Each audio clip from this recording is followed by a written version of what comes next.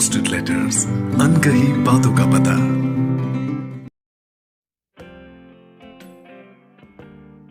दोस्तों, unposted letters में आप सुनने जा रहे हैं चिट्ठी सुनो अनामी लड़की। इस चिट्ठी को लिखा है अनिल जीनगर ने और आवाज दी है यामिनी शर्मा ने। सुनो अनामी लड़की, मैं नहीं जानता ये खत तुम पढ़ोगी भी या नहीं।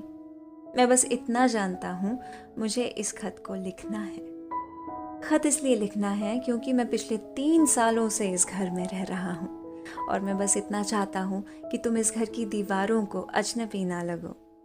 तो मैं ये खत ज़रा ज़ोर ज़ोर से बोलकर लिख रहा हूँ। मुझे पता है ये घर मेरी आवाज़ सुन रहा है। मैं इस घर से, इस घर की हवाओं से और बालकनी में बैठी कायनात से जाने की इजाज़त भी ले रहा हूँ और इन्हें तुम्हारे आने की खबर भी दे रहा हूँ। ये घर मुझे एक तिलिस्म सा लगता है क्योंकि इस घर में बस जादू ही जादू बिखरा हुआ है। यकीन नहीं आता ना?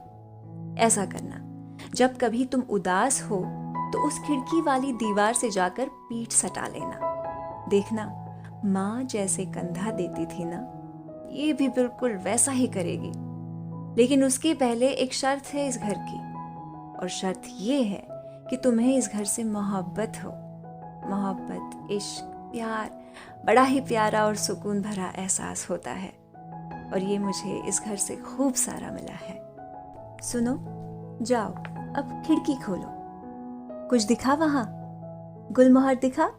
और उसके पीछे वो सहमा सा लैम्प पोस्ट? हाँ, वही। वो दोनों मेरे दोस्त भी हैं और मेरे पड़ोसी भी। हाँ, बस कभी चीनी खत्म हो जाए तो उनसे नहीं मांग सकते। उसके लिए फ्लैट नंबर 304 में रहने वाली मेहरू चाची है। वो बहुत प्यारी है और बिरयानी तो कमाल की बनाती हैं। उनके घर में एक चाक भी है जिस पे वो मिट्टी के बर्तन बनाया करती हैं। उनके मिट्टी के सने हाथ मुझे कुछ कुछ अपनी माँ की याद दिला देते हैं। तो मेरे जाने के बाद उनका ध्यान तुम्हें रखना है। इस घर और इसमें बसे दोस्तों की बात करते वक्त और भी कुछ बातें याद आ रही हैं। उनको भी साझा कर ही लेता हूँ तुमसे, वरना ये चिट्ठी मुझे बाद में अधूरी लगेगी। बारिशों का मौसम था, गुलमोहर लाल हो रहा था। उस पे एक एक बूंद बरसती तो रंझुन की आवाज होती। माँ भी आई हुई थी उस बरसात। मेरी माँ बहुत ही खूबसूरत औरत थी। जब वो आटा गूंथती तो बारिश की आवाज और उनकी खनकती चूड़ियों की आवाज मिलकर एक धुन में बन जाती। ऐसा लगता था मोज़ार्ट की सिम्फनी बज रही हो। वो आवाज अब भी मेरे कानों में महफूज है। वो आवाज इन दीवारों ने भी सुनी है। ये दीवारें मुझे मुझसे बेहतर जानती हैं। शायद अब तुम्हें भी जानने लगे, क्योंकि मेरा मानना है हर चीज में जान होती है, वाइब्रेशंस होते हैं। बस जब वाइब्रेशंस मैच कर जाती है तो कम्युनिकेशन शुरू हो जाता है। वैसे इन दीवारों को ये भी पता है, मैंने जिससे भी इश्क किया, मैं उसमें अपनी माँ को तलाशा करता था। वो तलाश कभी पूरी ही नहीं हुई, इसीलिए मैं हमेशा अकेला ही रहा।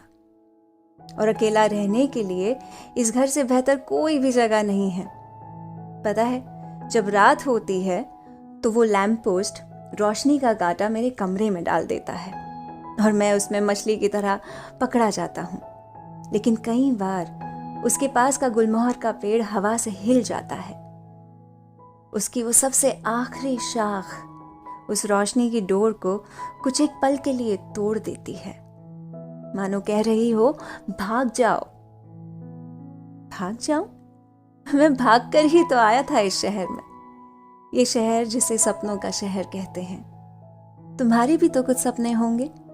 इन सपनों में हमेशा उम्मीद का तेल डालती रहना, वो बुझेंगे नहीं। मेरी एक दोस्त रहती है इस घर में, कायनात। चलो उससे मिलवाता हूँ तुम्हें। बालकनी में जाओ, कोने में एक घोंसला मिलेगा। वो अपने अंडों को अपने पंखों में दबाए बैठी होगी। दिखती कबूतर है लेकिन मेरे लिए तो आसमान है। जब उसे उड़ता हुआ देखता हूँ तो मेरे दोनों हाथ अपने आप पंखों में बदल जाते हैं।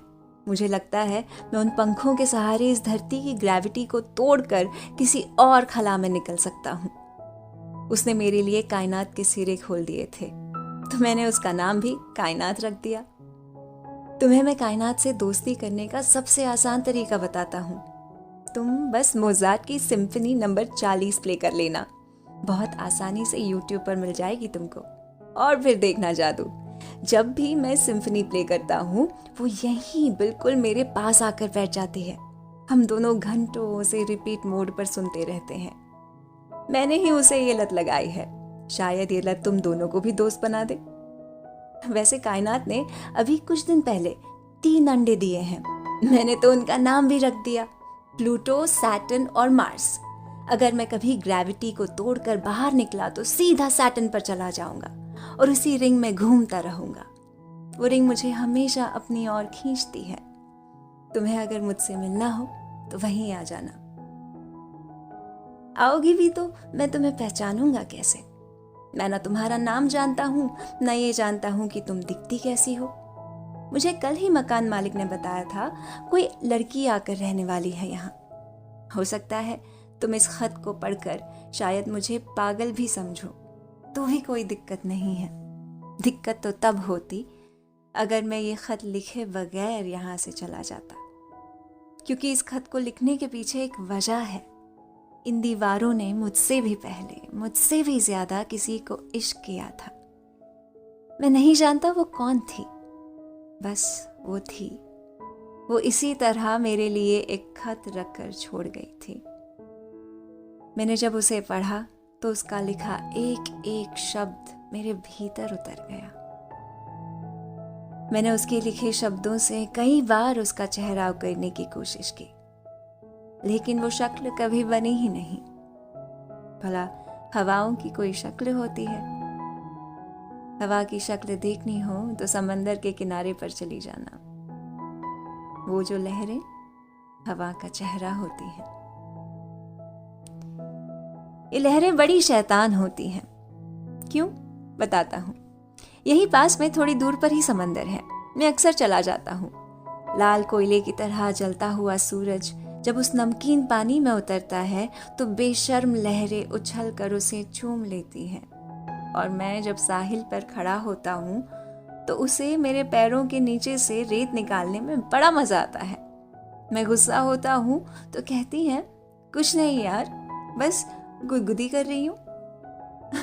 वो जानती है कि समंदर मेरा दोस्त है, इसीलिए तो मैं घंटों उसके पास बैठा रहता हूँ और वो मुझे तमाम किस्से सुनाता रहता है। वो सब जानता है मगर किसी से कहता नहीं।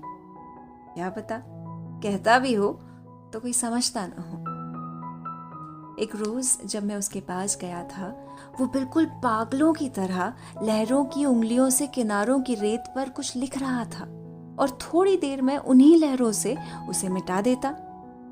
मैंने पूछा तो उसने बताया, कुछ नहीं यार, बस खत लिख के फाड़ रहा हूं। वो खत उसने पहाड़ों को लिखे थे। पहाड़ों से उसे इश्क है, लेकिन अपनी बात उन तक पहुंचाने का कोई रास्ता उसे नहीं दिखता। वैसे सूरज उसे तपाकर बादल बनाता है और वो बादल पहाड़ों पर बर्फ बनकर गिरते भी हैं। मैंने कहा था उन्हीं के हाथ अपना खत भेज दे भाई, लेकिन वो कुछ बातें सूरज से छिपा कर रखना चाहता था और बेचैनी थी कि कम होने का नाम ही नहीं ले रही थी। वो रात भर पहाड़ों को याद करके चीखता रहता, लेकिन जैसे ही सुबह सूरज चाचा आते वो बिल्कुल शांत हो जाता। मैं उसकी बेचैनी समझ सकता था और वो मुझसे देखी नहीं जाती। मुझे जाना होगा अनामी। समंदर के बहुत सारे अनपोस्टेड लेटर्स मेरे पास हैं। मैं चीख चीख के समंदर के इश्क की दास्तां पहाड़ों को सुनाऊंगा। मुझे वापस आने में शायद वक्त लगे, लेकिन मैं तभी आऊंगा जब पहाड़ मुझे समंदर के नाम को एक खत लिख कर देगा। मुझे समंदर के चेहरे की मुस्कान देखनी है। मेरी बातें पढ़कर शायद तुम्हारे चेहरे पर भी मुस्कान आ गई हो। मुस्कुराहटें इन दीवारों को बहुत पसंद है। मैंने इस घर विदाई में बस इतना मांगा है कि ये तुम्हें मुस्कुराने की वजह देता रहे। विदाई और स्वागत एक ही सिक्के के दो पहलू तो हैं। कल तुम जब आओगी, तुम इन दीवारों को अजनबी नहीं पाओगी।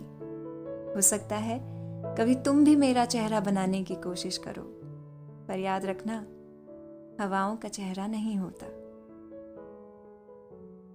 मुझसे एक वादा करोगी? नहीं नहीं, कोई बड़ी चीज नहीं मांग रहा तुमसे।